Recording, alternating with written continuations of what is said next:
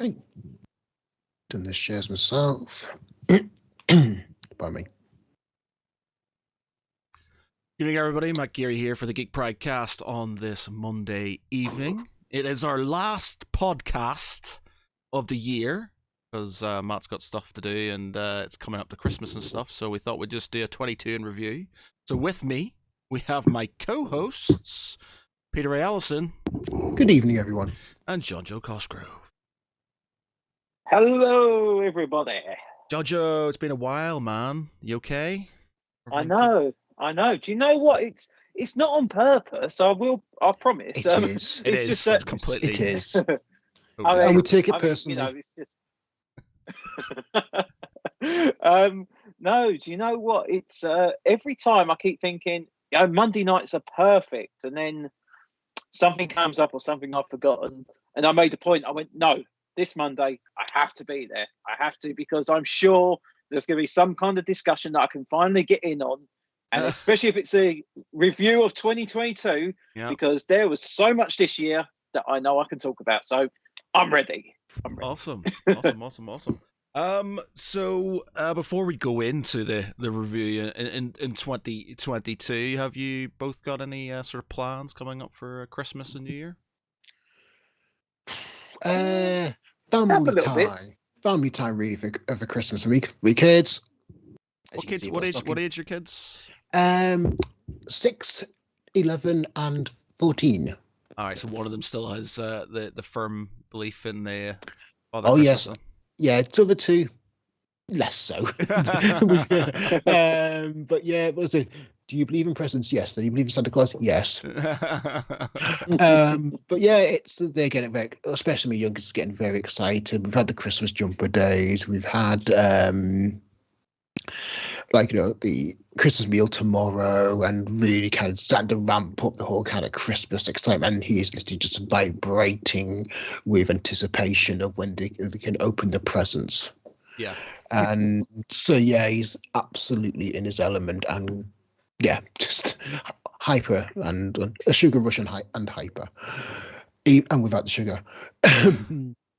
Yeah, then yeah. I used to love Christmas when I love Christmas now, but it's so much more magical when you're a kid, because I just remember sort of being like not able to sleep and just being super just excited, and me and my brother figuring out how we were going to trap Santa Claus this year and stop, get him and stuff. I remember very vividly about sort of keeping the door open ever so slightly and we had these little green plastic cup things, and we filled it up with water and we put it on top of the door. So when the door opened, it would fall on Santa Claus's head, and then we could wake up because he'd be like, I'm covered in water, and he'd be like, Santa Claus. You might not be too impressed with this, but then we catch him. Yeah, for some reason, he managed to sort of make his way through the booby traps, and we always it was mad, because when you're a kid, you go to bed really early. I'm sitting there 5 o'clock in the evening going, is it time to go to bed yet? The first time I ever wanted to go to bed early as a kid, and I'm sitting there kind of, it's 5 o'clock, it's probably time we should go to bed. And you go to bed and you can't sleep, and you're sitting there getting really antsy, and you're just I just want to sleep. So you're sitting there doing everything you can to try and sleep, counting sheep and everything, just so you can sort of sleep for Christmas. And then you're like it's up for ages, and it's Santa Claus is never going to come because I'm still awake and stuff. And for some reason he always I don't know what it was, you always sort of just you just conk out eventually, and then you'd sort of exhaustion. Yeah, you just conk out eventually, and then suddenly you'd sort of wake up and be like, and then there would be because we always had our stockings at the end of the bed, and then it was just oh my god, the stocking. It would just you'd close your eyes for a little minute thinking, I'll just rest my eyes, and then you open them and I'm like, oh my god, he's been, and then it would just be at the bottom of your bed, and it was just so magical. I could believing in it was amazing. It was just so good. I must admit, we don't kind of have the whole stockings at the end of the bed thing, but we do have, as you can see, stockings up above the fire. Yeah. it's easy for Santa. Yeah, He doesn't have to go around all the different rooms. Well, that's it. Yeah, I think it's sort of like I think my parents were sort of. I don't know where that came from, but it's always been a thing. To the point now, I'm 41 years old. My mum still leaves us a stocking at the end of our bed for Christmas. Oh, I thought you were going to say you still leave the cup of water on the top of the door. I'm gonna get Santa Claus this time. I'm older now. I can stay up later. Do you know? I think the one thing I remember the first year that and it sounds horrible. I still remember the first year that I stopped believing was when actually after I watched it was Simpsons Christmas episode, and Bart says the line, "Look, there's only one fat guy that brings us presents. His name ain't Santa." I was like, And I was like, suddenly I twigged. I was like, "What you're saying? You're saying his daddy's giving him presents. Homer's giving presents, not Santa." Oh, I remember the being told by my friend that he didn't exist, and I was like, no, because I found a bit of his beard at the end of the tree, and my dad has a recording of him coming into the house. My dad had basically, because he knew we were getting to that age where we were sort of kind of being a bit skeptical, so he made like a recording of Santa Claus coming into the house and talking to my parents, and then sort of like I think he asked to go to the toilet and stuff like that. There was like things like this, and we well bought into it. We were like, oh my god. And we'd use that, we'd dine out and that in school all the time. It's like, yeah, so we've got a recording of Santa Claus using our toilets and stuff, you know. It's just like we had a famous person in our house and stuff. And it's just, and then it was like it slowly started to click, and you're just like, oh. But that was it. It was the magic, wasn't it? It's that little bit of like, you know, you escape that bit of reality. You're able to let your mind believe in something that's good and pure, and I didn't think there was ever anything wrong with that. And I feel that now, especially like when I've got my friends that have got kids and they go on about Father Christmas, and you go, yep, you know, you just got to be very good.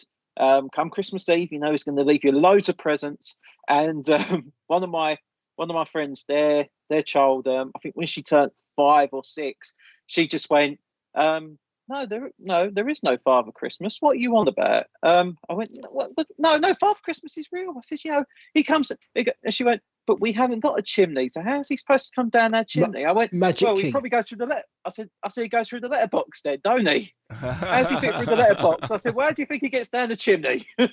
Magic. Yeah, I mean, we can't. The moment I lost my belief in Father Christmas was, I can remember it clearly. You remember those lines back in the day, back in the 80s, where you kind of could phone up Santa Claus? Yeah. I called up one of them, and it's a pre-recording, and I kept trying to speak to Santa, and it was a recording, and I was told to go, that's a recording.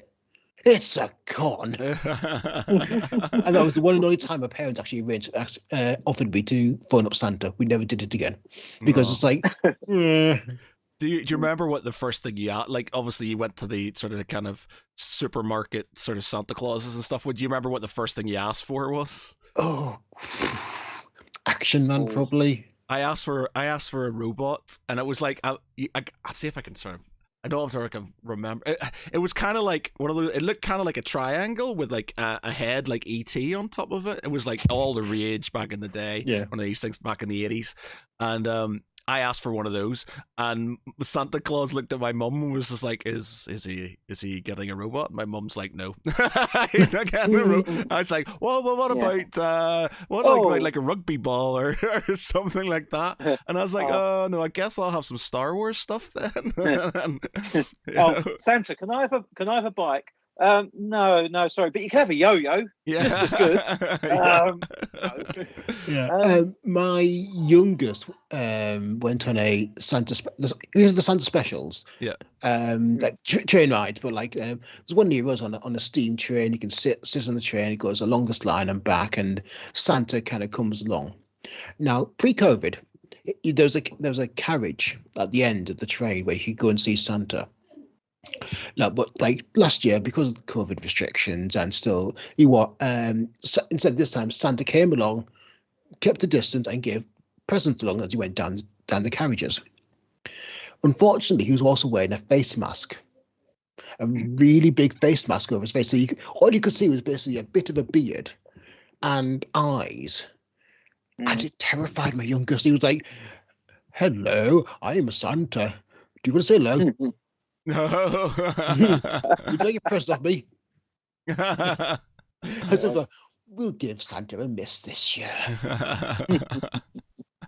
And so instead, we're all going to go along to Snowdown for some snowy fun instead. Are you playing with your microphone again, Pete? So yeah, I think it was drooping. I had microphone droop. I didn't think we'll get to that sort of conversation tonight. But yeah, it is magical watching my youngest getting so invested in Christmas and Santa and the rituals that go with it. I guess you remember them all though, because I remember very vividly. I think my Santa had forgotten one of my presents, and I remember sort of like we had loads. Like we were very lucky as kids, so my parents sort of provided really well for us, and I remember sort of like we'd had our presents, and I wasn't expecting anything else, but I kind of remember my mom going, Tim, I think there was meant to be something else, and then my dad was just like, "What's that, Matthew?" And I was like, "What?" And he's like, "I think Santa Claus is coming back. You better hide, because he can't be seen by you and stuff." So we had to run off, and he sort of kind of like some bells and stuff, and I think he did a Santa voice or something, and then suddenly I come back into the room and there's another present under the tree, and I was just like, "Oh my god!" And it was like this little pinball machine, and I was just like, yeah, completely bought it. Didn't put two and two together. Just went, wow, Santa Claus came back just to give me a present and stuff. And but that I vividly remember that. I remember exactly where it was under the tree. I know it was just sort of like, yeah, it was those sort of memories. Yeah. I remember when about 3 or 4. I went to bed on 23rd of December and woke up Christmas Eve. Unfortunately, in my head, I got the dates wrong, and I thought Christmas Eve was actually Christmas Day. So I went downstairs, and it was only about three or 4. I was in flux when there was no presents there. I was supposed to say, "Where's the presents? Where's the presents? That just forgotten me. I don't have any presents." You've been bad. You're on the naughty list, Pete. Exactly. It's like it's Christmas Day. It's the day after, Pete. Like, oh. Okay. But yeah, never a good day for a good head for dates. No.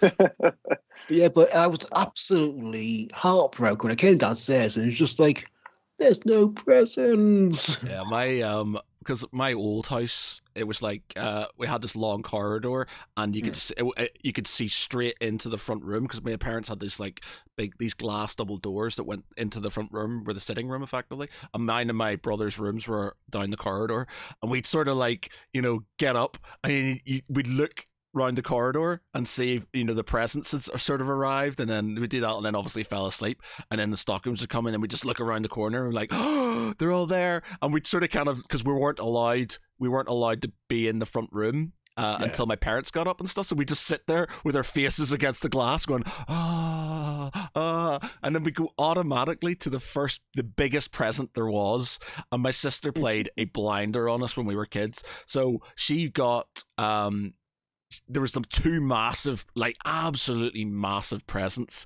under the tree for me and my brother, and we were just like, because we were allowed to open one present before breakfast and stuff, so we like straight, okay, yeah, we know which one we're going for, straight for these big massive huge presents bigger than us. We're like, oh my god, what could it be, thinking of all the cool stuff it could be. We opened it up, it was basically a box full of bricks with like tissue paper and stuff in it, and then a picture of the turtles, and it was a turtles picture, and that was it. And we were just like, we want another one, and we're just like, nope, sorry, you had your choice. You chose badly. Oh, like... that is evil. That is evil, sister. Yeah. And very well played. Yeah. And your expectations. Yeah, exactly. Yeah. Yeah. We have we let the children open the stockings. Like, to get the stockings down from the wall, being down, and like go through them. And then we have breakfast, and then we open the rest of the presents. We always But- used to get Lego. So the one standard thing we always used to get in our stockings was we get a little box of Lego, we get a tangerine, we get a thing of like sweets and some socks. I think were sort of kind of our things. The most disturbing thing I've ever got in a stocking was some. It's my mum being funny. Well, and obviously this was this was when we were older, and I think this is like 30s, in our 30s, when we're still getting sort of stockings and stuff like that. But my stocking, very disturbing. I got a little thing of lube and and some paracetamol, and I was just like, I'm very disturbed right now. And I'm not more disturbed is if it's like if Santa gave this or my mum's thought about this and thought it was hilarious, and I'm just like. Your mum is fantastic. Yeah. that has got to be the funniest stocking filler that could ever be imagined. Yeah, it's just great. Like she. But then again, there must have been some conversation you've had at some point that was inspired to think, what can I do to help my son this year? My mom's like proper prim and proper and stuff like that. She's really like, she's from Oxford. She only started swearing recently when we basically got her to swear one Christmas. We did, like, my sister and brother have been trying to get her to swear for years, and then got her a bit tipsy one Christmas, and then she decided she was going to swear, and it was hilarious.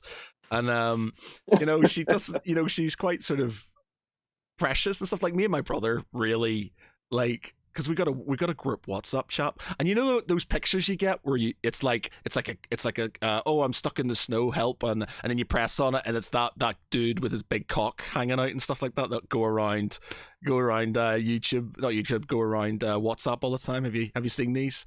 So it's basically you click on the picture, and it's a man with his dong hanging out and stuff, right, which goes around WhatsApp groups all over the world like Santa Claus.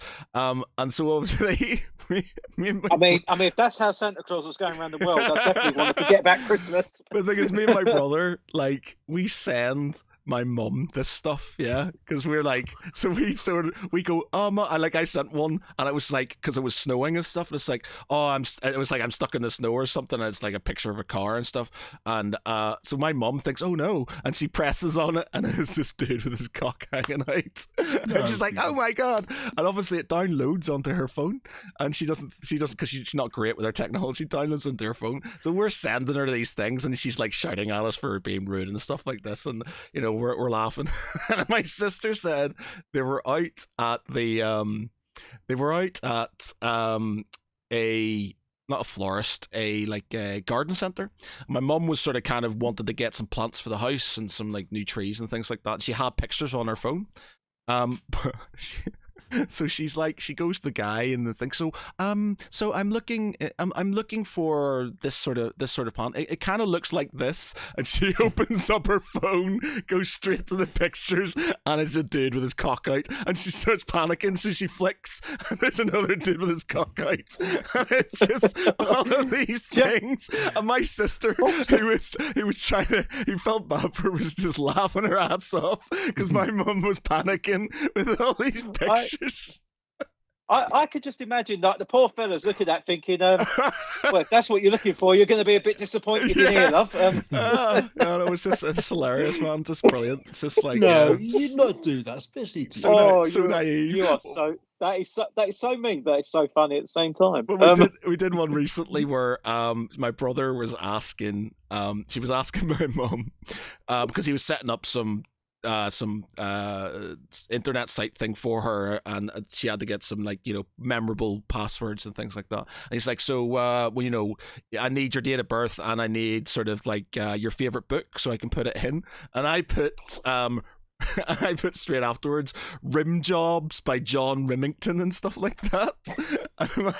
And my mum was just like, oh, I don't know that book, Matthew. You're going to have to remind me so, I know how to remember that book and stuff. And I'm laughing because she's not picked up on it and stuff. And then even more worrying if she goes into Waterstones asking for that book. Yeah, and then 20 minutes later I get a message going, Matthew, I just looked that up on Google.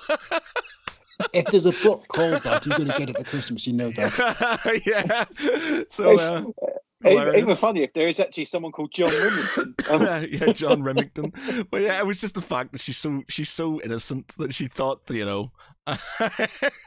So me and my brother are just laughing, and it's just brilliant. But yes, anyway, sorry, carry on. Actually, one Christmas tradition we do in our household is we watch Norad Tracks Santa. What? Norad Tracks Santa. Oh right, yeah. And it's kind of it's a great way that's kind of like it kind of calms the expectation a bit. Like, look, there's Santa. Oh, he's going through Budapest right now. Yeah. You're such a nerd family. Yes. Yes. Where's your insult? Yeah. Where's your insult? That's yeah. Yes, basically.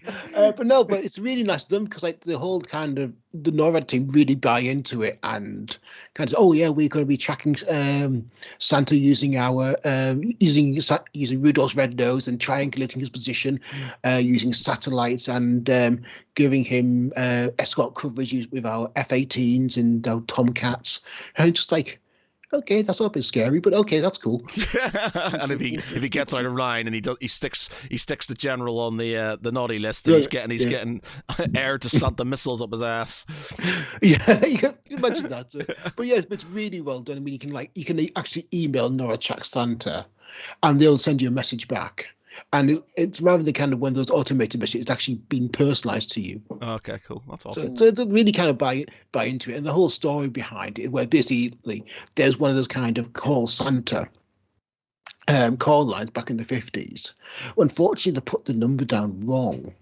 And it turned out to be the the head of NORAD.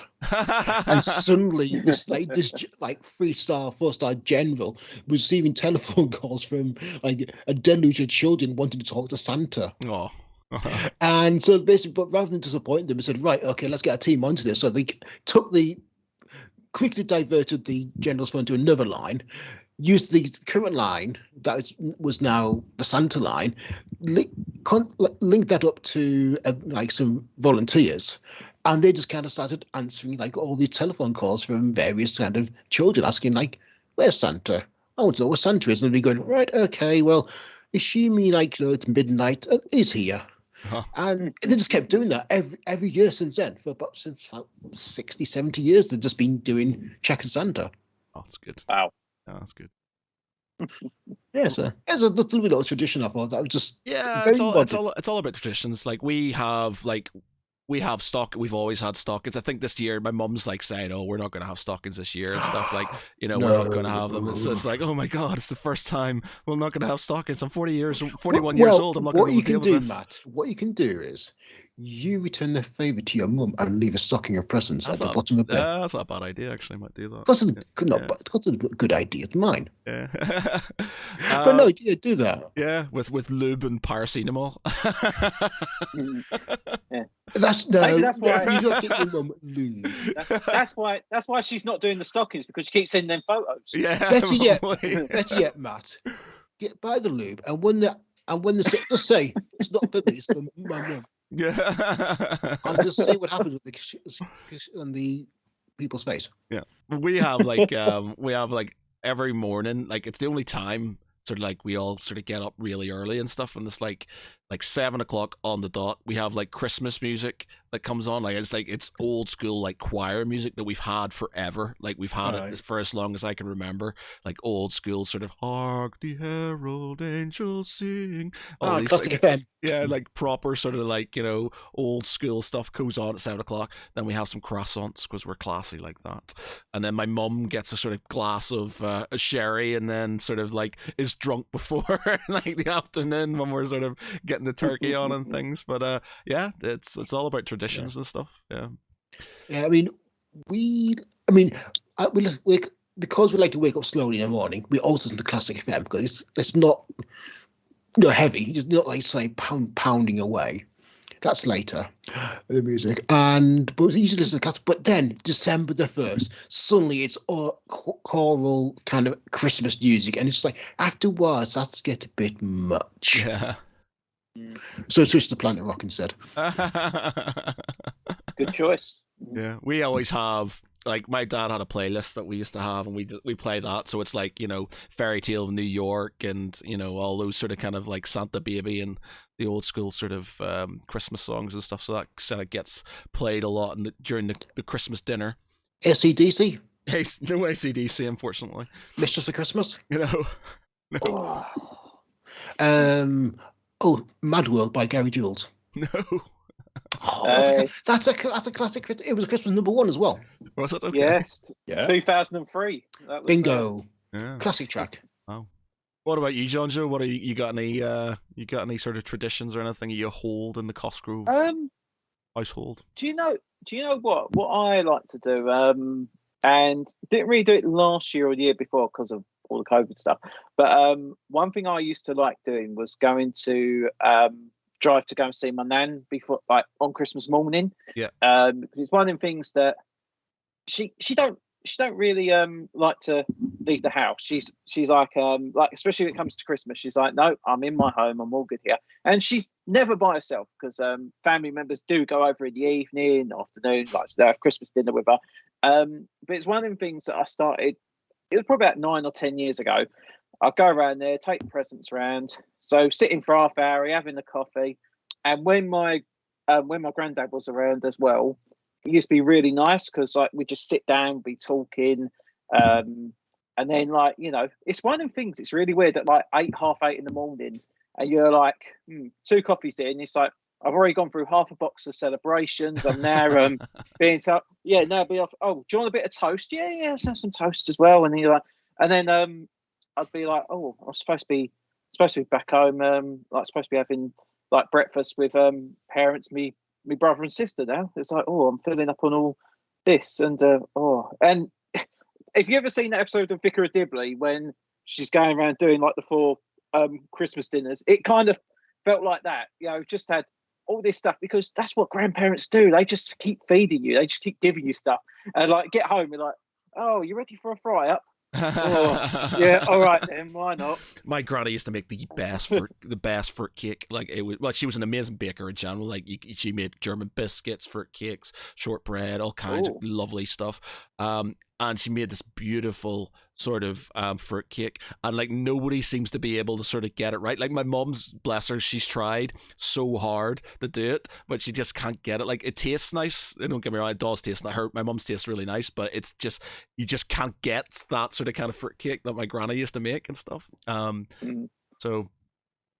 It's I like them sort of traditions. But I'll tell you one thing I do always enjoy at Christmas, and it's become a bit more of a tradition now, is once the evening's done, once you've had like your Christmas dinner, what I like to do is from like 7, 8 o'clock onwards, you're like, okay, let's just chill back, open up a few beers, and it'd be like, okay, let's just start watching some Christmas TV. Because even though no matter how bad it is, you'll watch it. Sometimes there's a few good things.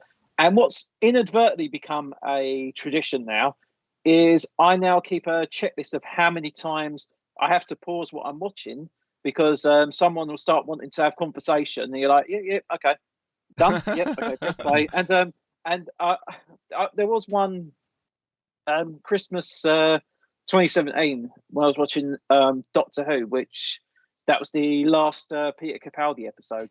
And bear in mind, the episode itself is only an hour, and it took nearly 3 hours to watch this episode because what's quite funny is that my girlfriend, she's not a sci-fi person at all. So as we're watching this, she's going, "Oh, who's that? What's this? What's happening here?" And I think because a lot of the episode was set in World War One as well, and it was a lot about when Christmas Day came and the English and the Germans came out the trenches to play football. And she was going, "Oh, was that real? Did that really happen?" And there was that little part of me. It just really wanted to go, "Do you know what?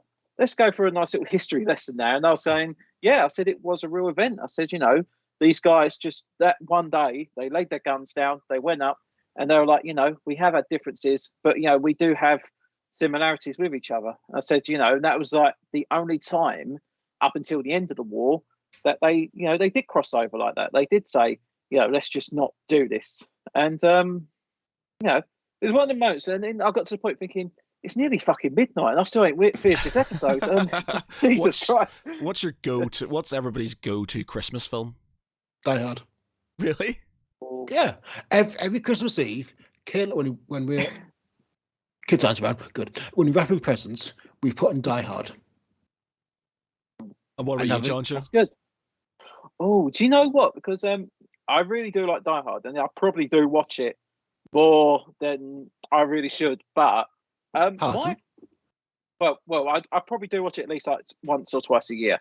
But I'd say my go-to Christmas movie, and only because I remember it so well when I was a kid, Jingle All the Way. Really? Okay. That film I absolutely love, because it's got such great one-liners. It's just funny. It's very heartwarming, and just the Die Hard. Yeah, and but it hasn't got Arnold. It's got John McClane. Well, see, because we watch this film every year without fail. Again, it's just a tradition, it's just something we watch every year. But it's called A Christmas Story, and very few people in the UK have seen this. Yeah, a very few. It's mad because I was in work, and they were all going on like Elf's my favorite Christmas film, and Elf's great, and these other ones. And I said Christmas Story, and they're like looking at me like I'm like, what is that and stuff. And people in the UK just don't know that film, and I've been watching it for years, and I think it's only because there's a sequel just come out and stuff, but it's from a long time ago, but it's it's so good, it's so warm and funny and amazing, and it just sort of epitomizes Christmas for us. We watch it every year. That was on the other night as well, actually. I did start watching it when it came up on BBC. So good. It's just a bit where he goes, "Oh, yes. I didn't say fudge." Yeah, I didn't say fudge. And then it's like you get. It's just what I love about it. It's just because the way he has all those daydreams and things, it's just how you think as a kid. So he gets his mouth washed out with soap because obviously he says the F-bomb. He says fudge, and he's like, well, I didn't say fudge. But he's sort of, and then he has this daydream about having soap poisoning and how his parents and stuff are going to feel really bad when he turns up blind and things like that. And it's like, it's the sort of stuff you think when you're a kid. It's like, yeah, I'll get them because I'll go blind because I've got soap poisoning, and then they're going to feel really guilty for me and stuff. And it's things like that this makes it for me and stuff. And it's like when he's dreaming about his BB gun, and he's just like, in his mind, it's like when he has this BB gun, he's going to be able to protect the house from all these bandits and things like this. And it's just like, as a child, you're just like, yeah, once I have this, I'm going to speed the man. It's just going to be like, amazing. And it's just so real in certain ways. I love it. It's so good. It's so good. Another great Christmas film is A Long Kiss Goodnight. Oh. Which what is A Long Kiss Goodnight is Samuel Jackson and Gina Davis. Oh right, yeah. Okay. Lovely Christmas film. Yeah. There's a lot of really sort of warm, heartfelt Christmas films around and stuff. Yeah, I mean, I guess we could almost tie this into our 2022 stuff, but I'm hoping you guys have seen it as well. The Guardians of the Galaxy holiday special. Not seen it yet, but you're more by all means you can talk about it. It's fun. It's really nice. It's really heartwarming, and it's just funny. It's just so. It does undermine some of the Guardians of the Galaxy 2's elements. I'm not going away too much from that, but it's good. Yeah. It's got Kevin Bacon, so come on. It's going to be enjoyable. Kevin Bacon. I did enjoy that whole scene where they're trying to recruit Kevin Bacon. That was so brilliantly done. But what I thought was really good as well, and this was something that came up quite a lot, and it's not so much a spoiler, but there is a lot of attention on Drax and Mantis in this movie, and it's good to see that they get a good spotlight. They do work well together. They work well. Especially there's a bit in the middle when they first come to Earth, and it's just like how they're just almost like embracing people around them, and there's a few funny little moments, especially when they're having their photos taken. GoBots. The GoBots. Yes. Oh, I can't spoil that line. There's that one line I really want to say, but I can't. But it's really nicely done. loads of kind of culture clash elements, which and is the music. The music as well is so good. The old 97s is the band. Yeah, they were brilliant. Yeah, that song at the beginning. And the interpretation of Santa was interesting. Yes. Okay, so we'll move on to our we'll move on to a review of 2022. So we'll start with films. So we'll go around. So what was everybody's favorite film from this year? Prey. Right, Shadow Doubt. No. Oh no. No. No. Okay, Pete. Pete. Give me your top 3 films, and then give me your top 3. Everything Everywhere All at Once. Yeah, agreed. Prey. Yeah. And not decided on the third one yet, but those two were the top. Okay. Right. JonJo, what about you? Oh, do you know what? Surprisingly for myself, I think my favourite film this year was Top Gun Maverick. Yeah, it was pretty fucking good. Pretty damn good. I really love that. And do you know what? I think it was because it wasn't just like, it starts off as well. You get that 80s blast nostalgia. You got, just that Kenny Loggins song straight away. But it's just the whole film is paced really well. It's exciting. It's fun. It's dramatic. It's an evolution of the original, but it has a good sort of.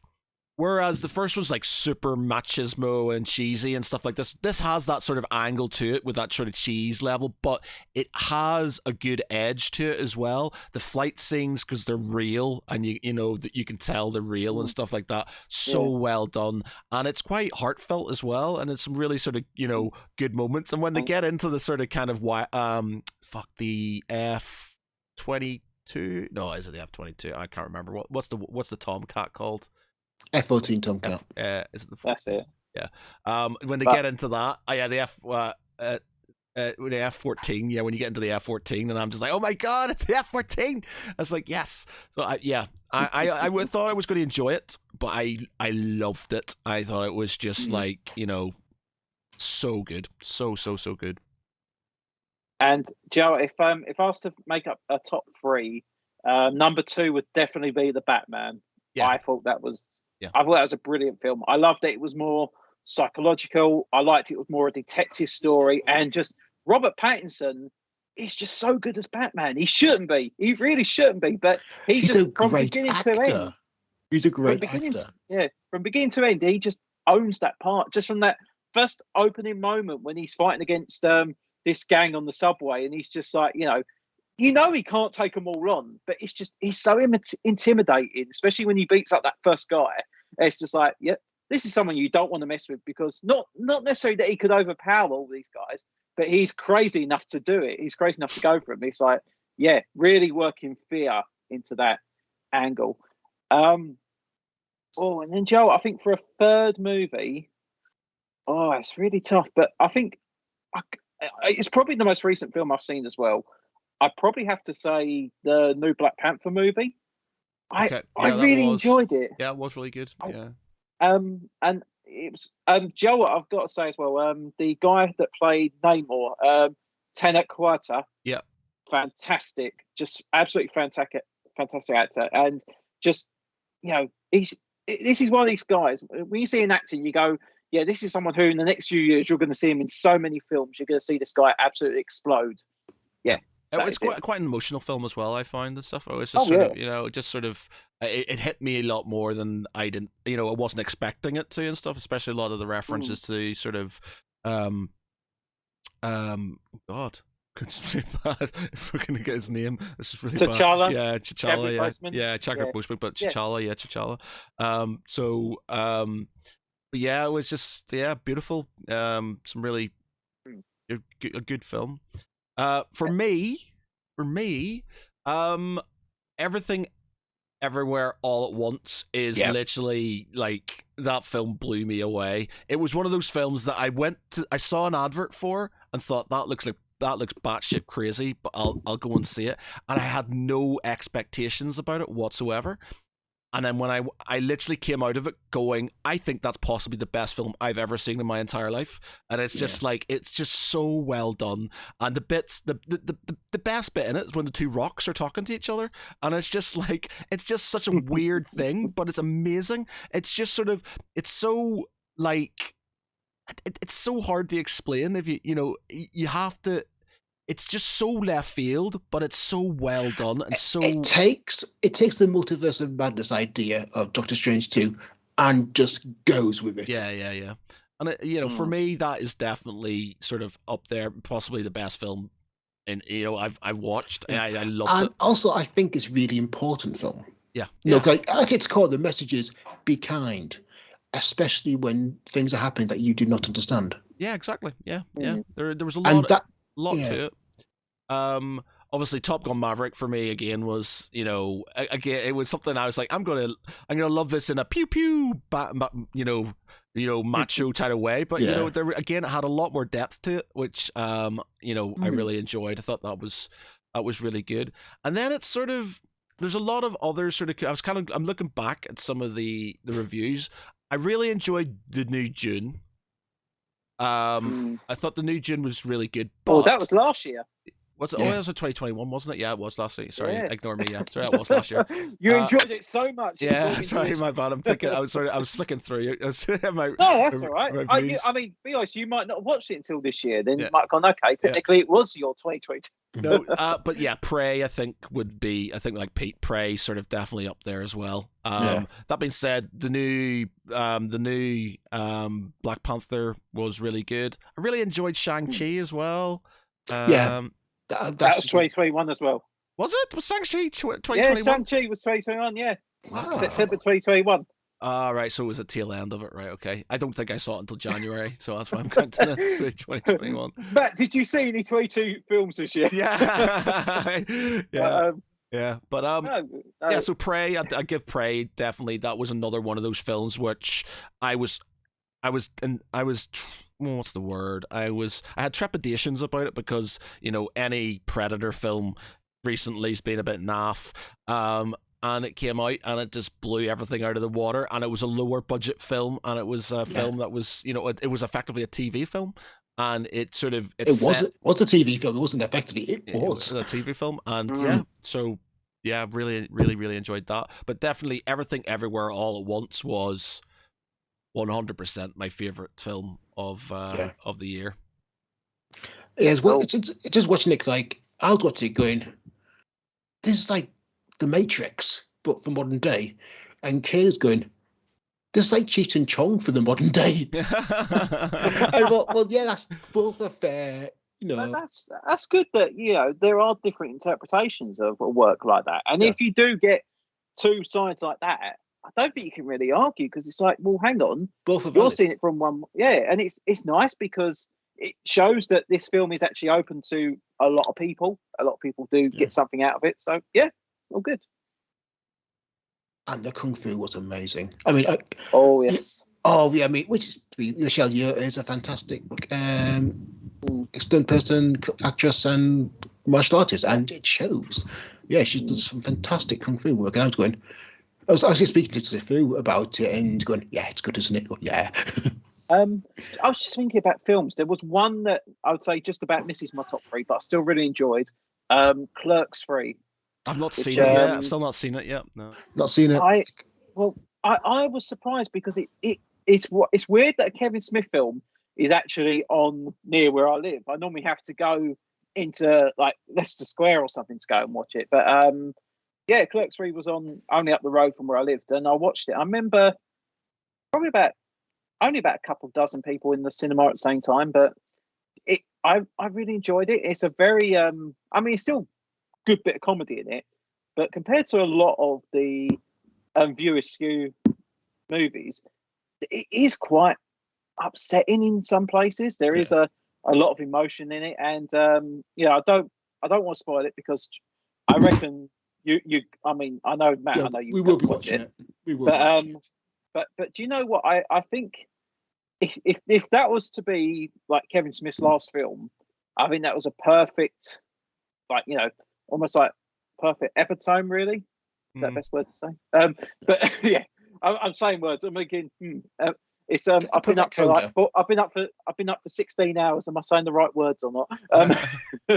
But yeah, I thought that was really good. And the only reason I wouldn't rank it into a top 3 is because there are some bits, especially in the middle of the movie, which do let it down a bit. It does get bogged down in its own Kevin Smithness, let's just say. But that's to be expected. But still a good movie. We got there's a lot of films that have come out this year and stuff. I'm looking through a list of them at this moment in time. So we've got things we have. Obviously, Black Adam. So what were people's quick views on Black Adam? It was definitely a film. Yes. To be fair, that's a definite definition. One of the films that came out this year. I thought it was a good. I think it was a good start. I think it was. It was all right. Yeah. It was all right, but I think they missed out on a lot of potential with the Black Adam character, and I think they wasted. I think, especially with the supporting cast, I think that some of them acted out really well, but they really didn't. They didn't do well with the actual source material when you think about it, especially with Hawkman as well. Yeah, they really missed the point on him. Hawkman just spends most of that film getting beaten up. Can we? I take it you both have seen it, haven't you? Yeah, I've seen it. Oh, no interest. No interest. Oh, okay. So you're right. If I just spoil one of the biggest things about Go right ahead. So Hawkman, one of these things is that he's known to reincarnate. Every time he dies, he reincarnates again. But one of the plot points of the movie is that he's spared from death. It's like, this is a character that will just come back to life. So why is someone making such an effort to keep him alive when he's just going to come back anyway? It's a bit. Yeah. Anyway. Yeah, I enjoyed it, but I think it's a good foundation for where the DCU is going. Okay, so what else have we got? We've got Morbius, which I've not seen and have zero interest in seeing. Can I just say that Morbius has probably, and this is no exaggeration, it probably has the worst ever post-credit scene I've ever seen in a movie, and it is just one of these. And where you watch a film and you go, I can see that they've done some editing. This is probably not exactly the same scene as it was supposed to be. It looks like they've chopped up some bit with Morbius that should have been probably halfway in the movie, and all of a sudden they've just oh fuck it, you guys ain't going to watch it anyway. They throw Michael Keaton's Vulture into it, and he just does this.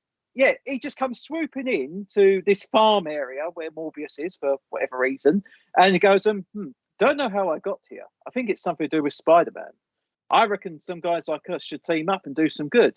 And Morbius just all right some way. Well, he just goes intriguing, and that's it. The film just cuts off there. It's like, what the fuck was that? I don't get. Why did you bring in Michael Keaton for some stupid post-credit scene? There's no point. You've tried to tie this in somehow with everything that happened in Spider-Man No Way Home, but you don't know why you've done it. You've just gone, we can pay Michael Keaton a few quid to come and do some bullshit lines, and we'll get him in the Vulture outfit. Yeah, why not? Well, you got so we had, obviously, we'll move on. So there's a load of other Marvel films that have come out this year, obviously, because it's Marvel. Just pump them out. So we had Thor: Love and Thunder, which was it was fun. It was okay. It wasn't even fun. It was they overdid the comedy. I think it took the edge off. It was totally inconsistent. You went from a very serious to slapstick humor, and it was just really not appropriate. It felt very by the numbers. Yes, agreed. And it just felt you needed someone to rein in Taika Waititi. Yeah, it was like he was trying to. It was like it was just like people like this. They wanted more of for Ragnarok, so let's really up it up and but they overdid it. They overdid it. Well, no. The reason why Thor Ragnarok worked is because you got the series and you got the humor, and they're balanced out well. You don't have that tonal clash like you have in Love and Thunder. I think what they should have done is, I think like from halfway in the movie when this film's been out for ages. Let's just go for it a bit. When the kids of Asgard got kidnapped, I think then the tone should have gone a lot more serious because this is quite a grey thing. This is something very important. This is something that could be potentially really bad. And they're joking about Astrid's head when it's like floating around. He's going, yes, oh, you're projecting. Oh, let me project to you and let me do this. It's like, what? But that film, it's the beginning. What they should have done, what they want to kind of really make a proper Mighty Father, is not have Chris Hemsworth in it, and just have Jane Foster in it. No, I think. I don't think like the dynamic between the two. The dynamic I like was the good. dynamic. It's just they overdid it. Have you seen the film Groundhog Day before, right? Yeah. You've seen Groundhog Day, right? So this is what it was like. So he's doing things and he realizes certain things work. So he's working on and I can't remember the name of the actress, but the girl who he's sort of kind of trying to seduce, and he sort of has certain things where he's like, oh, she likes French, so he learns sort of like French poetry, and he realizes that she likes she wants to have kids and things, so he's just like, oh, I see myself in the hills having kids and things like that. And every time he strikes out, he learns something new to sort of kind of get better, and then it gets to the point where even that stuff seems to work, but he pushes it too far, and there's a bit in it where he's literally just sort of like he's like playing in the snow with her, and he just goes, I just want to have loads of kids, and he's doing everything. He starts kind of overdoing it. Like there's that bit where he literally, and she's like gets a bit scared off, and it's just like Taika Waititi's done the same thing where he's literally just gone, well, this works and this works, and then he's just ramped it up too much, and everybody's gone whoa. I think the first cracks came from and the opening bit when when Thor's with the Guardians, and it's that whole opening sequence. I thought that was so fantastic. But then what kills it is when he gets the screaming goats. Funny at first, but when you have the screaming goats about 10 times as your punchline in the film, that's when it gets a little bit too much. That's when you go, the screaming goats were just a bit annoying. That's what I mean. At first, if you've done it the once, done. And then should have just gone, no, we don't need these. And they just get thrown onto some planet. And that could have been, I don't know, like some weird little Marvel cameo that would have been gone, why have I got this? And that would have been it. But I don't know. I don't know. I enjoyed For Love and Thunder. It wasn't bad. It was just, it missed the trick. It just wasn't. It just felt like you say, there was some very by the numbers stuff in it. But I think also with this film, I think that there were some great ideas, but it's because you're dealing with some serious stuff. You're dealing with a character that, like Gore the God Butcher. He's going out because he believes this is his way of getting revenge, for his life of dedication to deity. He's now going to decide, no, I'm going to wipe out all gods. And then you've got the whole Jane Foster side where, she's trying to not die from stage 4 cancer. There's some very serious stuff. But, a lot of the jokes are coming about, Thor and his love between his hammer and his axe. That was good. That was quite good. But the axe just sort of appears. No, but I like the bit when he goes, when he goes to find the kids and all of a sudden Stormbreaker just throws him back down to the ground. He goes, what's all this about? Are you upset because of me and Mjolnir? That bit I quite enjoyed. Again, they overplayed it. It was funny at first. Yeah, I think Gore. They completely. They had a character there with a really, really dark edge and something that they should have played on more. But because of all the slapstick comedy, like in your face, like all the time, like ha ha ha ha ha ha ha ha ha ha ha ha. It's like his sort of story got completely just. It did seem to be disappeared at one point as well. It just wasn't. It just it was such a. He was a great character, and I just don't. And I think Christian Bale played him really well, and I just don't think he was given the chance. It was literally he was just overshadowed by just sort of kind of this, over the top sort of kind of comedy that really didn't need to be there. If you look at the MCU from the last couple of years during this phase, I mean, we've had some fantastic villains. We had Wenwu, aka the real Mandarin in Shang-Chi. Yeah. You also had the Scarlet Witch, Wanda, who fantastic villain. No matter what you think about the Doctor Strange movie, I think she was fantastic. To be fair, it wasn't Doctor. It was a Wonder movie. Yeah, it was a Doctor Wonder film. Strange. It was a Wonder film. And as I said before, Namor, I think, was fantastic in the Black Panther movie. And even if you go to Spider-Man No Way Home, seeing Willem Dafoe again as the Green Goblin, that was just such a good performance. That was just so terrifying when you see him like that on screen. And then, you get characters that just didn't hit that mark. And, I don't know. We had so I'm trying to think. There's got actually here's another film, right? Which I'm not sure if you both saw or not. The Northman. Did you see The Northman? No, I've heard good things about it. That was really good. Really good. It's Hamlet. It's effectively he's called Hamlet. So it's basically where Shakespeare is meant to have got the story of Hamlet from. And the guy's called Hamlin, and it's sort of basically about a Northman, his family. It's really good. It's sort of like it's got Ethan Hunt. What's the second name?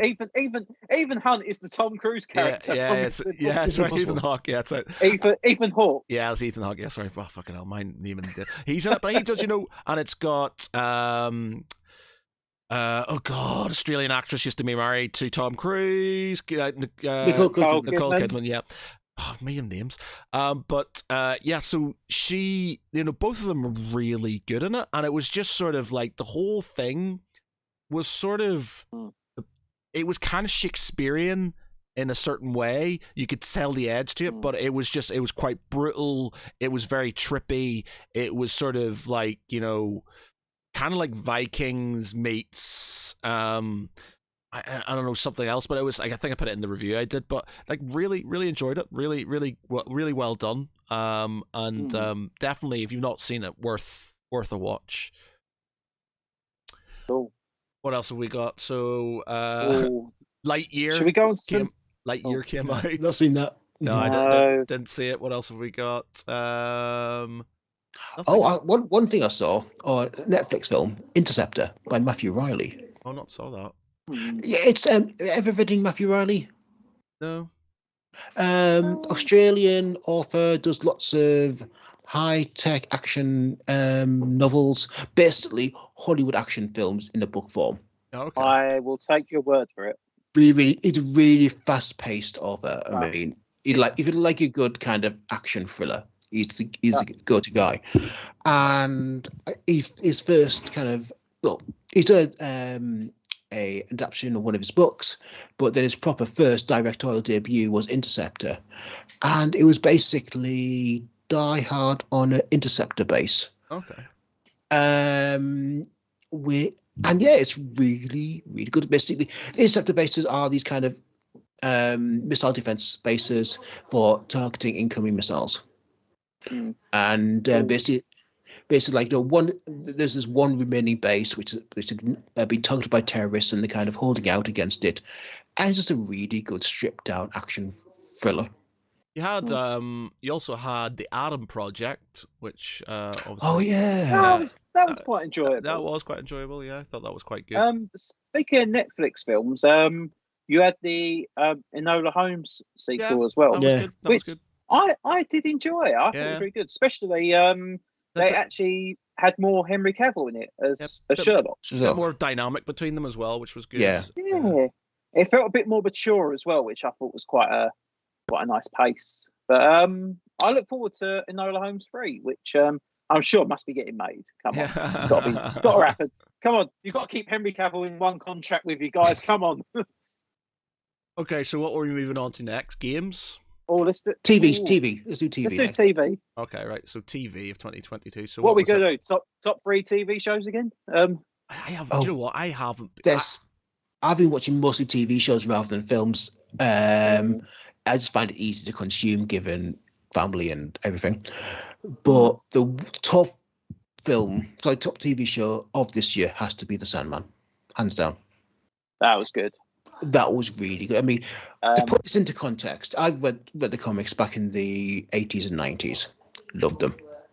And I loved this series. This was like yeah, this was Sandman as I remember it and how I visualized it. Now, my wife Kalia, who had never read the Sandman comics, enjoyed Neil Gaiman's writing, but never kind of read the Sandman comics, loved it as well, said this is the best series we've watched in a long time. So many things. I'm looking at all the programs and stuff. Yeah. So like, Peacemaker, That I've was- not that was seen yet. good. The Halo series, I've not seen yet. Peacemaker I was would brilliant. also recommend Into the Night on Amazon Prime. Still not seen Andor yet. That's still on my list to do. And That's stuff. Andor's fantastic. Yeah. Really, a proper television sequel, well, prequel to Rogue One. There's no force in it. There's barely any space battles. It is just a spy thriller in the Star Wars universe, and really well done. And, yeah. And do you know what? I keep forgetting that it was this year as well. Season 3 of The Boys. Oh man, which was so much. That I will say one thing though, Stranger Things season 4 blew it away. Oh yes, yeah, big time. That was so good. Yeah. I mean, that was literally just compulsive. You had to just binge it because it was just so gripping. And I will say one thing as well: their portrayal of the Satanic Panic in the series was spot on. Because it's something I've been looking into myself for research, and I've been looking into Sonic stuff for research, obviously. Yep. For research. But yeah, I've got a book coming out in February about it, and okay. yes, hence research. And no, they absolutely nailed the claims and the hysteria that people that should have known better whipped up about it. And but Stranger Things season 4 was just fantastic. I keep forgetting about some of the shows that came out because this year has actually been, I think, because of where you had a lot of delays, obviously with the COVID and so many productions that just getting pushed back. There was just so much. I think this year for TV has definitely been one of the best years for a long time. Yeah, it has been a lot. You got sort of obviously Moon Knight, which Matt completely didn't see the end. Yes, because Matt missed the post-credit scene of Moon Knight, and we had to tell him to go and watch it. And I had to watch it just during a podcast. I was like, oh my god, I can see that. Yeah, The Expanse concluded. Oh yeah, Expanse. That was so good. That was very good overall. The series was very good. I don't think the season could have done with being a bit longer. They rushed it. 6 episodes wasn't enough to tie it up. Just way enough. But there is that kind of door there that they can do sequels. It's there for them. It's just so frustrating that they could have done more with it. Yeah. We also had Obi-Wan Kenobi as well, which was enjoyable, but not. I think they actually did quite good with Obi-Wan, and especially at the end. At the end of it, when they kind of made a bit more sense that with the gap between episode 3 and 4, because you now know why Obi-Wan calls Anakin Darth Vader instead of Anakin. You get that little sense. There's a couple of little bits that do get tied up as well. I really enjoyed it. I thought it was. There was some filler episodes. Definitely should have been a film instead of a series. But I think what the problem is there's been so much story told about Obi-Wan. They were very constrained about the stories they could tell that was left. Yeah. And so they kind of had to kind of keep everything before and after in place, and that kind of really aligned the story tightly. But that kind of meant that they couldn't tell as expansive story as they could have done. So it's the best they could have done, but it just wasn't that much. There are better stories to tell, I think, in Star Wars. Such as Andor. And it's not so much geeky, but I'd probably say definitely within my top 2 at worst was the final season of Better Call Saul. Do you know what? I have not seen any Better Call Saul. I loved it, but do you know what? I loved Breaking Bad when it was on, but I'd probably have to say Better Call Saul has proven to be a better show. I think the writing is just spot on. The acting is just world class, and just how they go back and forth, because it's not just all set before Breaking Bad. There are snippets that do go into the future, and especially in the last season, they do tie up a lot of what's gone on with Saul when he went on the run at the end of Breaking Bad, when he's trying to live this different life. He's trying to, try not to be Saul Goodman, but he keeps bringing parts of his personality out. They do keep getting shown, and then there are people that knew him in Albuquerque that do find him, and they sort of bring him back into this life of crime to a degree. And I tell you, it's just such a good show. And every episode was just gripping. It was so exciting. And the last episode, I think, has got to be one of the finest hours of TV you'll ever get to watch. You know, I don't think it can't compete with a scale like Stranger Things, I will admit, because that Stranger Things finale, I don't think anything's going to really top that for a long time. But Better Call Saul was just, for me, it was just a perfect piece of television. It was just from beginning to end. It told a brilliant story. And if Bob Odenkirk doesn't get all the awards coming to him in the next few months, there is some definite injustice in this world. That's the Sandman. Yeah. Or the Sandman. Sandman was great. I think Sandman got snubbed at because we had the Golden Globe nominations earlier, and I don't remember seeing Sandman. Sandman should at very least win FX awards, because those were just another level. That was good. That was some fantastic. Another great series I watched was Peripheral. No, I haven't watched that yet. Not watched that yet. I'm still on it. It increasingly deviates from the original novel it's based upon by William Gibson, but it's telling a very good tale. But it's a series you have to pay attention to. You can't look at your phone or text, and you've got to really watch it and pay attention, because this series does not take any hostages. It just goes with it. And I've got one for a bit of contention. We had the last episodes of The Walking Dead just a few weeks ago. Yeah, I got bored of that. Is that I stuck to it from beginning to end, and I think they tied it up really nicely. The only problem is that I knew they were going to do it. They are expanding to more spin-offs, and they're going to, I think what they should have done, and don't get me wrong, the ending was really good, but I think they should have had a bit more of a definitive, this is the end. But the last 5-10 minutes is kind of like, oh no, we're setting off this spin-off. We're setting up this spin-off. And it's like, oh, come on, guys. Why? You're not Marvel. You don't have to do this. You can't just have an end. Have you read the comics?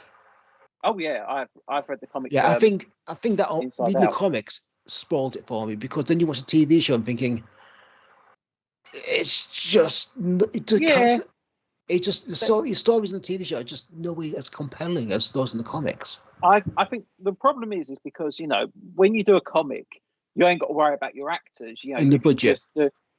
And then when the TV show obviously kept going, and I think one of the biggest problems was Andrew Lincoln when he left, because he was Rick Grimes. This was your main character. And it's like, how do you carry on this show without your main character? And then they sort of worked in the storylines that he had in the comics. They worked them into the show, but they used different characters. So Aaron's character sort of took on some of Rick's items. So he had Rick's beard that he grew later on in the books, and then he had his arm, he had his hand cut off as well. So he was sort of fulfilling that part. And then Michonne, obviously, when she left, a lot of her stuff went to Yumiko's character. Went to the character of Yumiko, so that was kind of like remixing that side. And then where there's no Carl either, so there was some definite weird gaps there. But do you know what? I think for what they had, I think it ended on quite a nice note, and it was still compelling towards the end. There was a lot of problems with that show. I will counter that with saying it's basically misery porn.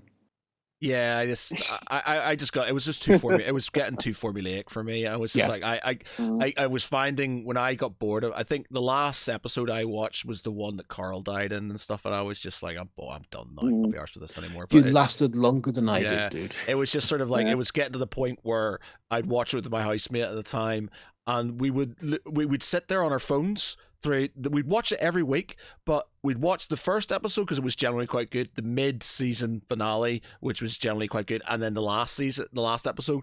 But between that, we watched the other episodes. So what's this random character we don't care about doing today? Oh, right, they're doing this, and I'm not interested. So you just sit there and you just sort of play on your phone now and again, paying attention, and it had zero bearing on what was going on really. And you're just like, I'm not bothered. I just want the governor to do this or Negan to do that and these things, and you're just like, wasn't getting very much, and it's like, Yeah. oh, we found a new place, we're very happy. Oh no, these people are trying to destroy the new place, we've got to move. And then it was like that over and over and over again. It's like, I'm bored. And I just want to make a note on one more TV show that I know a lot of people didn't like or just didn't understand or just hated it because it was fronted by a woman. And that was She-Hulk. Oh, I thought She-Hulk was very fun. Yeah. I thought it was the probably writing one was of the most, it was really good. it was one of the most accurate portrayals, like if you go from comic to screen. Yeah. But I thought I'd say of like the American legal system, thinking no, it's not. But yeah, of the comics, it's perfect, pitch perfect. Yeah. No, definitely not a patch on the American legal system, but yeah. Yeah, they did. I love the Walk of Shame. Oh yes, yeah. That was just brilliant, and just having Matt Murdock happy. Yeah. Yeah, it had its own angle, and it was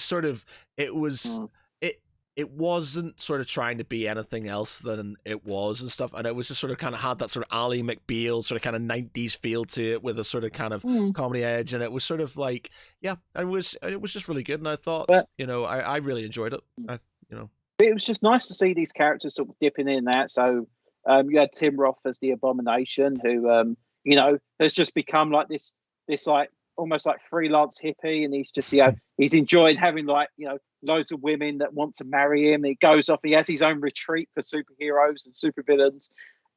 You got Wong as well, who appears in a few episodes. Yeah, Wong. Who doesn't like Benedict Wong? Come on, Wong was really nicely done, and his friendship was just Madison. Madison with a Y, but not what you think. And it was such like completely different characters, but they were just so well balanced with each other. It was just it was a heartwarming series. But the funniest thing for me was when you read some of the comments online, and you see like all these people that go, "Yes, you're making the MCU too female based. I want my men back." It's like, what the fuck is wrong with you? This is a TV show. Yeah, you've had so many years of just male fronted MCU films, and now because they're trying to give a bit of equality, and to be honest, the She-Hulk series was doing something completely different. You definitely did not have anything else like this. What's wrong with you? Oh, it's too different. We want the same stuff like every film. No, don't be stupid. I want something different. I mean, that's why I've really enjoyed the Marvel TV shows this phase. Oh, because each one is totally unique. There's no repetition between any of them. They're all vastly different. Not sure if I like Miss Marvel. Not sure if I like Miss Marvel, to be honest. Like, sort of like I watched. Miss Marvel was good. Yeah, I didn't hate it, but it just didn't really grip. It didn't really grip me. I think it was a target a different audience than you, Matt. Basically, it really captured her life, and I thought that was such a rich tale that was being told. Unfortunately, though, the whole Ms. Marvel thing's been a bit overshadowed with one of the actors and allegations against it. But anyway, we won't mention any of that. The one that plays Kamala's father, there's been some stuff about him that's anyway. Okay. But can I just say one other thing? Werewolf by Night. That was brilliant. Werewolf by Night was an example of Marvel when they go, okay, let's do something not just different, but let's go like full on like creative. Let's go, okay, let's bring in a vision that just stands out, and it's just it's exciting. It's delightfully Hammer. It was brilliant. It was just corny but fun. Yeah. I was expecting Blade to turn up, I must admit. No, I think that to have it as it was and not have really any crossover with any other characters, I think, well, obviously apart from Ted, which you're going to have anyway, but I really enjoyed it, and I hope that these are characters that we do see weaved in the future, maybe even in the Blade movie. Hopefully. Yeah, that would be good. That would be great.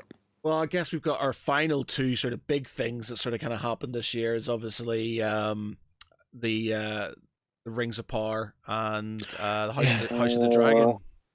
House of the Dragon. Well, Matt, you're going to roast me for this, but House of the Dragon was basically Dynasty, but with dragons and a lot more shoving. I haven't. You know what? I haven't watched them all. I've only got the episode 6, and then I sort of.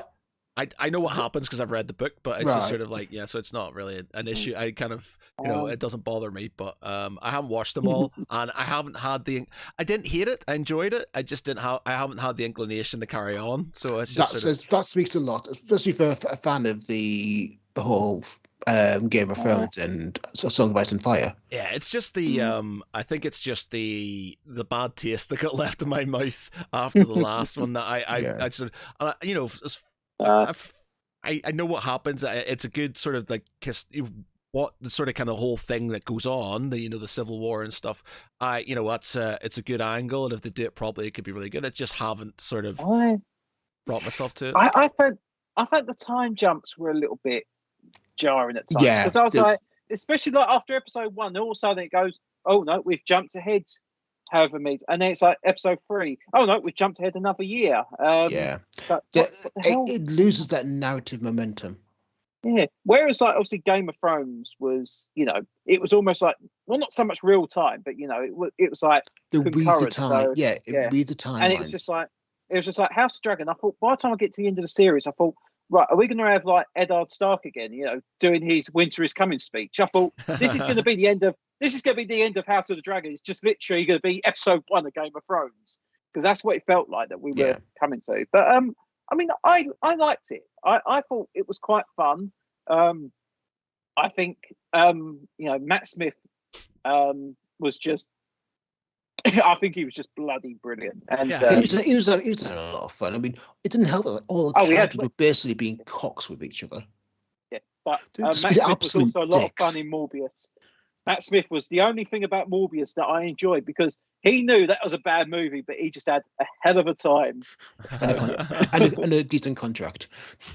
And then we had the Rings of Power, which no, really I enjoyed it. I think I enjoyed it. Do you know what? I really struggled to watch it. I think it got better as it went on. I think I didn't like Anna Smith Sparks summed it up best. Do you remember, Matt? What's that? Say it again? I think Anna Smith Sparks summed it up best when she really wanted to enjoy, but there were just some elements of the writing that just did not make it work. I mean, especially like the language and the dialogue that was used. And like, oh, I have a new project for you. That's what somebody, a boss says, not like an ancient elf lord in Middle Earth. And I like it. It looked amazing. It looked beautiful. I just wish they could have spent a bit more in the writing. But I will watch the second season of Rings of Power, but I will not watch the second season of House of Dragons. House of Dragons. Yeah. I'm the opposite. I'll watch second season House of Dragon, but I'm not going to watch second season of Rings of Power. No, I think I'd be shooting you. I think Rings of Power it's sort of easing people into what's going on. I reckon they'll really. I think they'll knock it out of the park in the second season and stuff, because they've got that sort of feedback and they'll sort of work with it and stuff. And I think they've got it was a feast for the eyes, and there was there was a lot of sort of. They had a lot of little Easter eggs in there. I'm still not 100% sure that that's Gandalf. I still think that potentially could be Saruman. I know as much as everybody sort of kind of, because they're sort of kind of signposting Gandalf, but I'll put this out there that if it's Gandalf, and they've given a lot of things to say it's Gandalf, but Gandalf never goes to Rune. Saruman does, and that's where he gets the Palantir and stuff, and that sort of the beginning of his corruption effectively and stuff. And it's just like, so he technically it's Saruman with 2 of the blue wizards goes off the Rune and stuff, where so it's like, and it also says that he has this thing about being he saw what he would do to the world, the evil he's done and stuff, and he is not that person. But the thing is, it's like Saruman was originally a good wizard. Saruman the White. Yeah, and he was sort of, it's just he got corrupted. So it could be his corruption, and I think that would be a good angle to go for. Signposting Gandalf's all well and good for everybody to go, oh, it's Gandalf, but sort of like they never explicitly said it's Gandalf. Yeah, having it as Saruman, which I think is a good shout, is a good thing, because the thing about the Silmarillion is it's a lot darker than the other books and stuff like that. There's a lot more to it. There's a lot darker, like I've always said.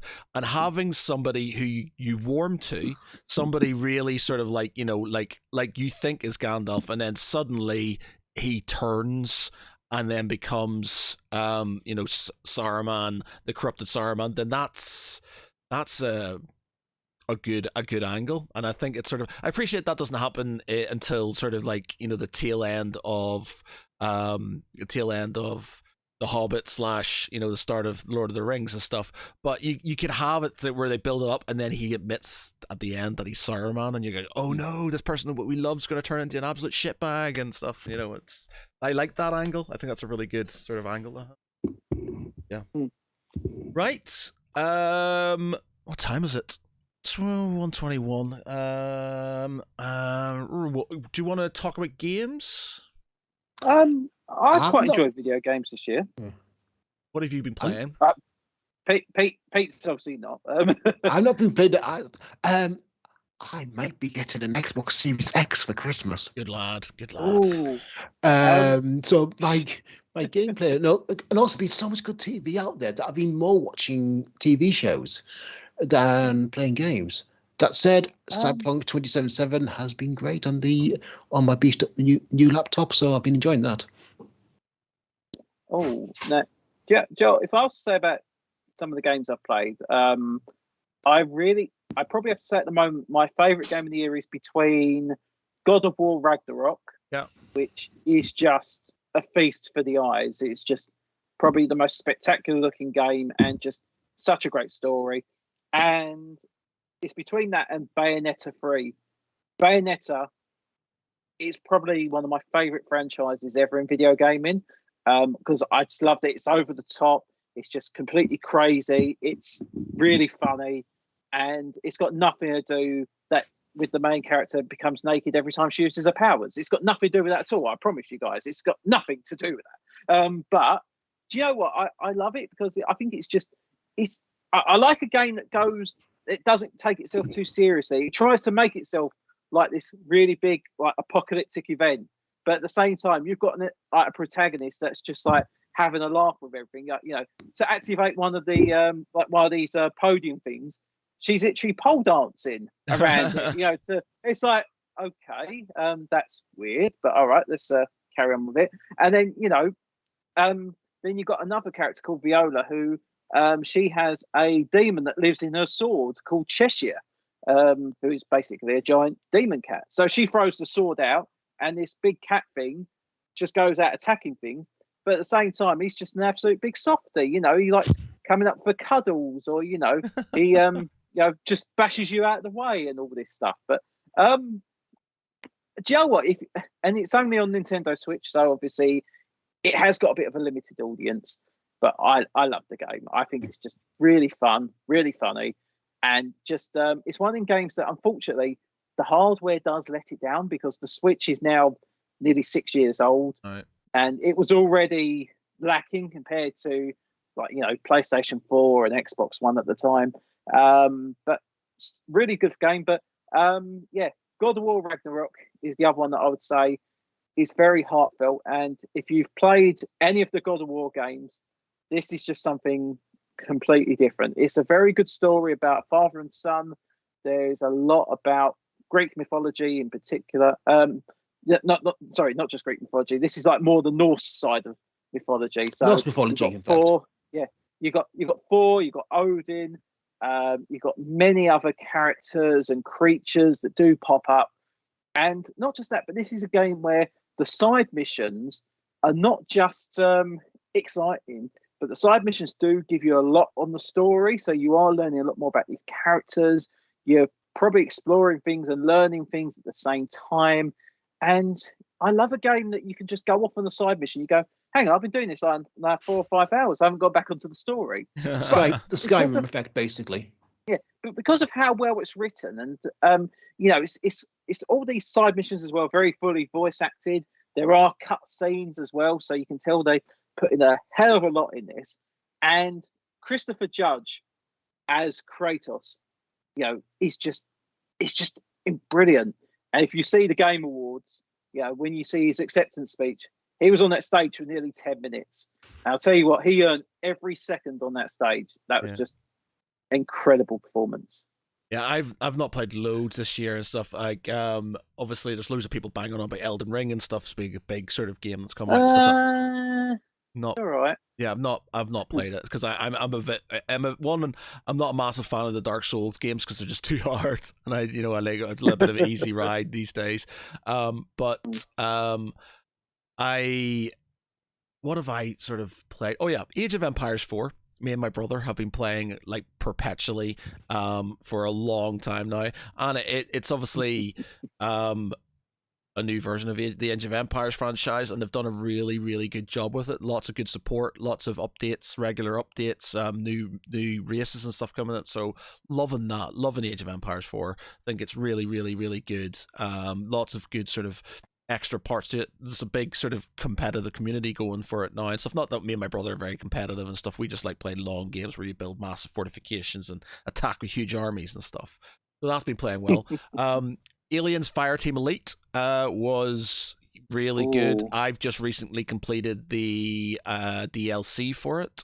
Don't get me wrong, the storyline's it's literally go into Hive or ship and destroy hordes of aliens and stuff. There's not a lot to it, but it's really enjoyable.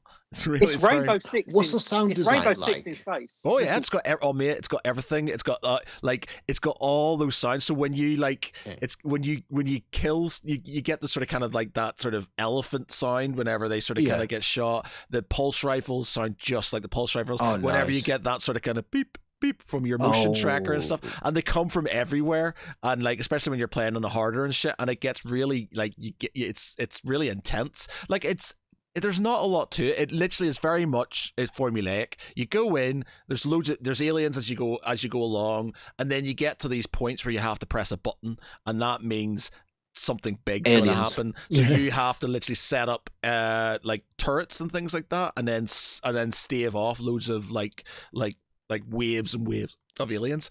And as much as that it happens in every single mission, it's not boring because there's just so much going on, and like literally all the different type of weapons. You can pulse grind, smart guns and stuff like that, and it's really enjoyable, and it's good. Like me and my brother played through it quite a lot, and then I finished off on my own. You have like 2 AIs with you and stuff, and they're not too bad, and it's just sort of it's good.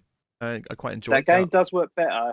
That game does work better if you have actually got 2 people with you, because if you can communicate. You can, like you say, when you've got them moments when you've got to arm yourself, you're putting turrets out, that's when you really do need to communicate. You go to someone, right, you go down that corridor, you put some trackers, like, you go down that one. And I enjoyed it. I had to sort of reduce the hardness on it, I have to admit, because I was getting absolutely owned on my own and stuff, because the AIs just sort of kind of run around, and they're following you when they shouldn't be. They should be sort of kind of finishing off in bottleneck. They should be sort of standing in bottlenecks and shooting things down, and you're like, I'm gonna go down here, and then they follow you, and they're like, no, you need to stay there so I can sort of do this. And then did you ever play Star Wars Republic Commando?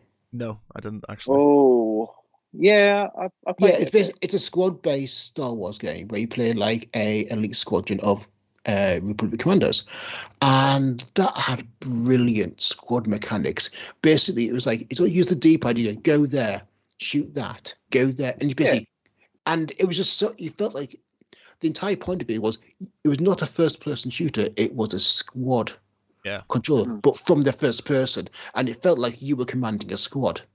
And I think the tagline is like, your gun's not the weapon, your squad is the weapon. And it's true, you have to use your team, your squad, to defeat the enemy. If you just treat it as a first person shooter, you will get completely pwned. But that's when games could be a bit more imaginative, and that, I think, Republic Command was that like 18 years ago now. I think 2004, 2005, because it was just before. I think it was before Revenge of the Sith came out. Yeah. So Joe, I did actually, because I did have it on the original Xbox before, but I've actually bought it for the Switch because it came up on a sale. Because I thought, I remember playing it a bit before. I did quite enjoy it, and you see it come up for £2. You're like, okay.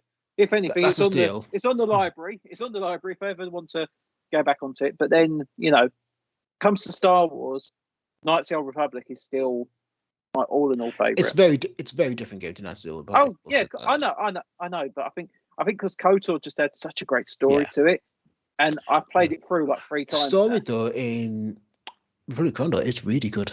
It really is. And yeah, I mean, I've played KOTOR several times, and I know the story back to it. I want new stories, and I want new Star Wars stories. So yeah, really do recommend Republic Commando. Jedi Survivor coming out in March. I know. Yep, I'll be put myself forward for that. Yeah, I'll be good. Really going for that one. I do enjoy these. The last one. My eldest son, he's my 11-year-old's playing the Jedi. What's the Jedi? The first Jedi. Fallen Order.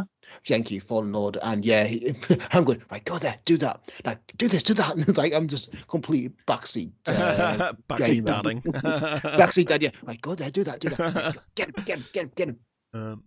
Cool. Right, okay. Oh, and one last game, and it's not a video game. It is the Blade Runner role-playing game. Ah, yes, okay. Yep. Literally, it's coming out tomorrow. Yep. And it is fantastic. I mean, there's never ever been a Blade Runner role-playing game ever. The license being completely protected. Oh, okay.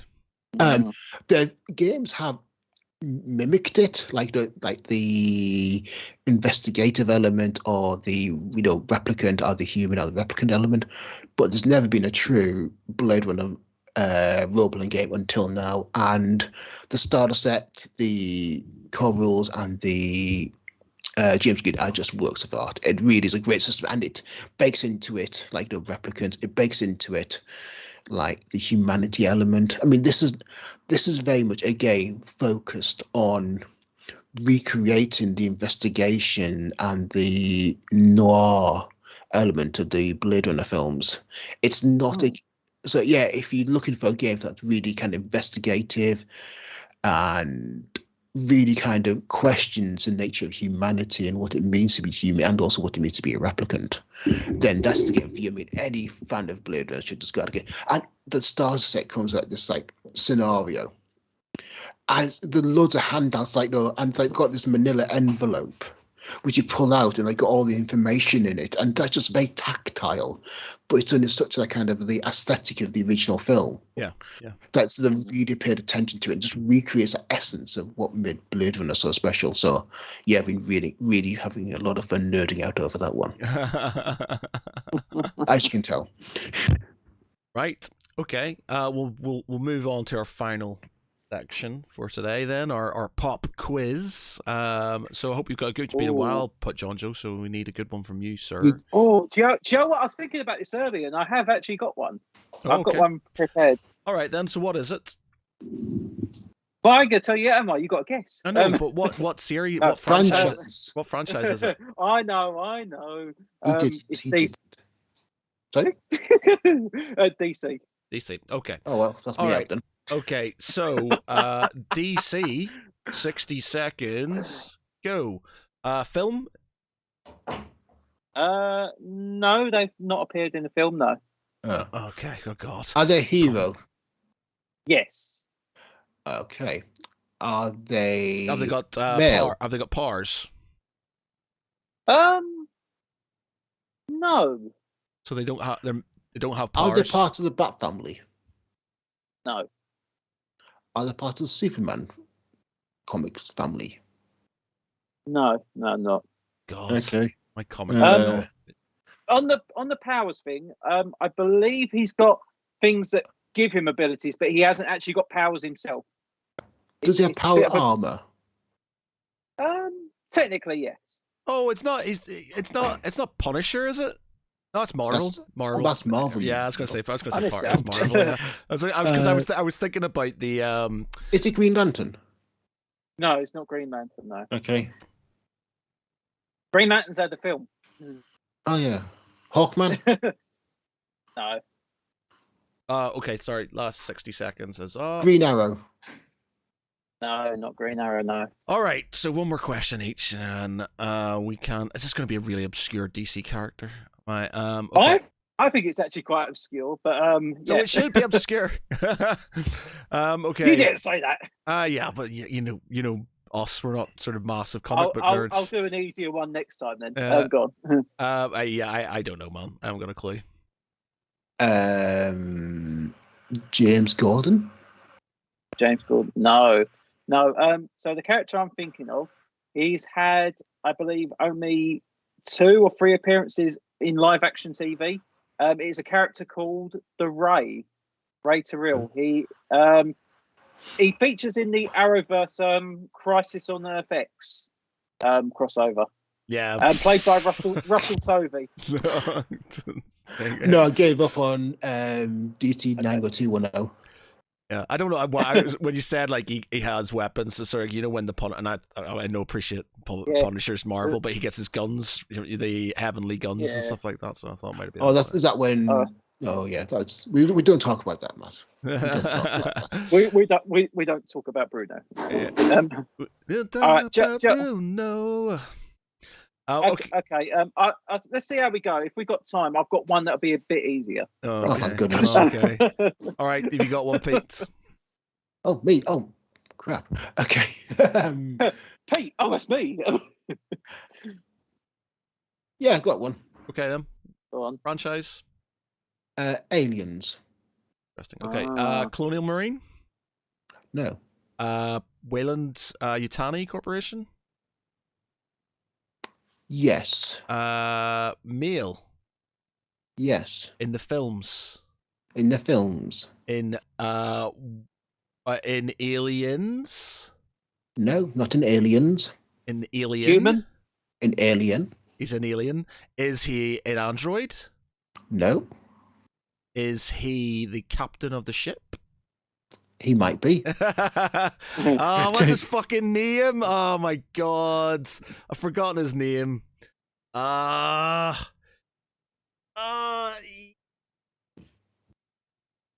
on the tip of my tongue. I'm on the tip of my tongue. You know you enjoy a franchise, but you can't think of any fucker that was in the movies. Oh no, what's his name? Is it is it not like Tex or something? Oh no, what is it? Fuck, what's his name? Tex. Oh fuck, what's his name? All right, 1 minute. I'm gonna have to think about this. Otherwise known as Google. Yeah. Ah, fuck. I can see his face. What's on his face? He's got like a mustache and stuff, and he's sort of like slightly beardy, and he's Yes. been in loads of other films and stuff. What's his name? Not It's like a state, isn't it? Is his name like a state, isn't it? Yep. That's what I was saying. Fuck, what's his name? I was just about to say Dallas, but no. Bingo. Yes, it is. Oh, yeah. So it's not it's a city. It's a city, isn't it? Yeah, very good, JonJo. That was killing me and stuff. I was thinking Texas, because Dallas, Texas. Yeah, okay, right. There you go. Yeah, Joe, if you hadn't said Texas, I don't think it would have come to my mind. Yeah. Okay. Wow. Yeah, very good. Okay, I'm going to go for...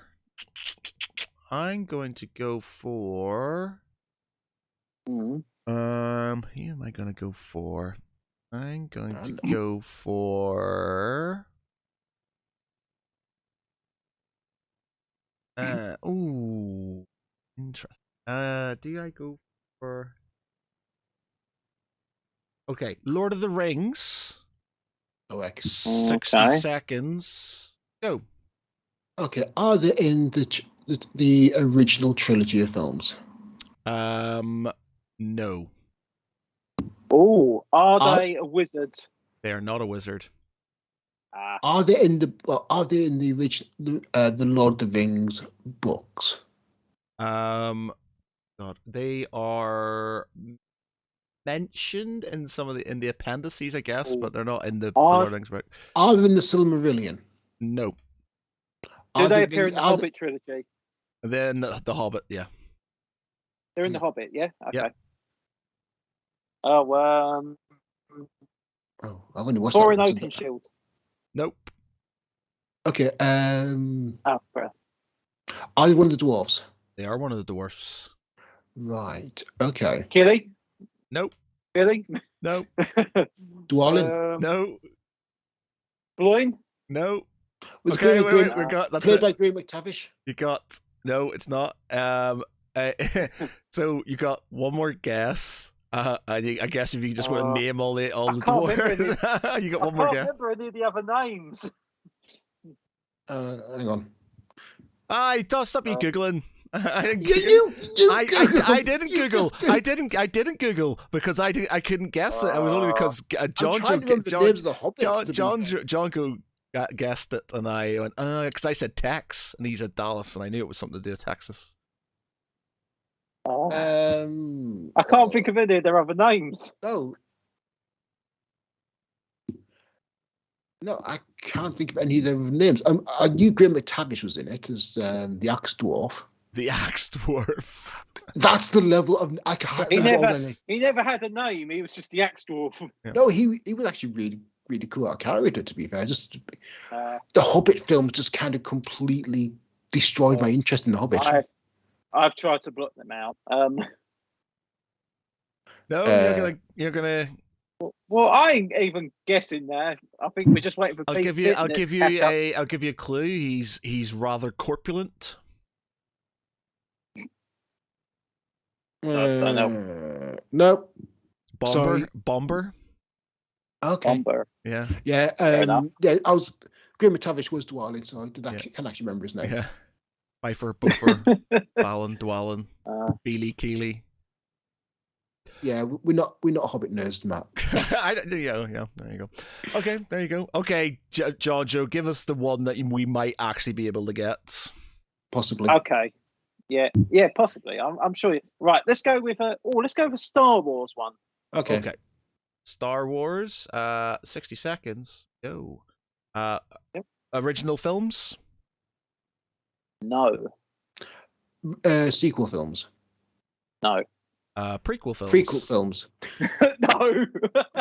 Okay. Andor. No, not in Andor. Are they in any film? No. Oh God. Are they in a Marvel TV series? It's like the Star Wars TV series? Mentioned in a TV series, but not actually seen in TV series. Was it in The Mandalorian? No, they weren't mentioned in Mandalorian. Was it mentioned in Andor? In Andor? No. Are they from the animated series? No, not from the animated series. This is meant to be easy, JonJo. There's so many characters in Star Wars. You can't make it so obscure. I could give you a clue. We've only got 60 seconds. God damn it. All right, I'll give you a clue. Yeah. I where this character is from, I did kind of mention it earlier in the podcast. God. This is meant to be easier. This is meant to be easier, JonJo. You're getting banned from these. Were they originally mentioned in the books? No, not originally. What the hell? So they're not in the books. They're not in the films. They're not in the series. What are they? They were mentioned in the Clone Wars TV series. Mentioned. I didn't watch the Clone Wars. Where did they appear? They appeared first in video games. Oh, is it? Have been in material since, but yeah. First okay, is it? Does he have his own ship? Technically, he does, but then it was his ship. It got taken over. It is. Oh, what's his name? Was he in the computer games Dark Alliance? Was it? Because it called Dark Alliance. The computer games. Was it? Dark Future. No, it wasn't in Dark Alliance. Dark Side. Oh, no. No. I mentioned the video game earlier. Oh, Knights of the Old Republic. Knights of the Old Republic. Yeah. Darth Revan. Darth Revan. Darth Revan. Right. Okay. Right. All right. So we were going that far back. Okay. I'm sorry, but because I mentioned it earlier, I thought you would have gone. Yeah, yes, but you were talking about the Republic Commandos, weren't you, and stuff. So I wasn't thinking about not Knights of the Old Republic. Then I mentioned Knights of the Republic. Yeah. I know Darth Revan, but it's just like it's just sort of Star Wars is a very broad subject. So if you've only got 60 seconds, you have to narrow it down. Yeah. So I know. I picked a film. I picked a film and a book. You just kind of went, oh, because I keep getting told that I made them too easy. No. So I thought, okay, let's. No. Right. Okay. Right. So that was it. So that's going to be the last podcast for 2022. Unfortunately, I'm off and about, so I'm not going to be around until the new year anyway. So that's going to be it from us. So for everybody who's listening and who's been watching over the last sort of year, thank you very much. It's been greatly appreciated. I hope you have an amazing Christmas, a great new year. And for me, I've been Matt Geary. With me has been Peter Ellison. Good night, everyone, and please keep warm. And JonJo Cosgrove. Merry Christmas, and I hope you and your loved ones have a fantastic New Year. Happy New Year.